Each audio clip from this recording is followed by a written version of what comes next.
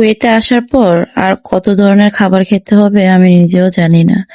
আজকে আপনাদের সাথে শেয়ার করব ইন্ডিয়ান খাবার। এটা হচ্ছে কারি আর হচ্ছে রাইস, মানে ক্যাপসার মতো করে রান্না করছে।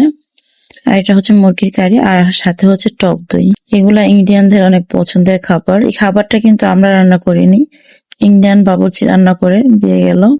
আপু যে কুইতের বাসায় থাকে তাদের মাতামের খাবারই হচ্ছে এটা।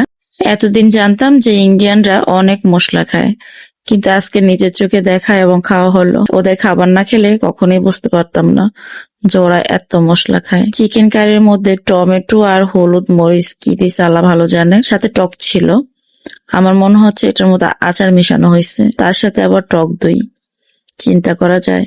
কিন্তু টক দই দিয়ে খাবারটা একটু ভালো লাগছিল, টক দই ছাড়া একদমই মজা ছিল না। তো ওরা যেহেতু টক দই দিয়ে খায়, আমিও আর কি একটু চেষ্টা করলাম যে দেখি টক দই দিয়ে কেমন লাগে। টক দই দিয়ে খাবারটা ভালোই ছিল, কিন্তু নর্মালি একদমই ভালো ছিল না। অনেক মশলা, এত মশলা খাইলে ভাই স্কিন কালো হয়ে যাবে। ইন্ডিয়ানরা কিভাবে খায় ওরা নিজেরাই জানে।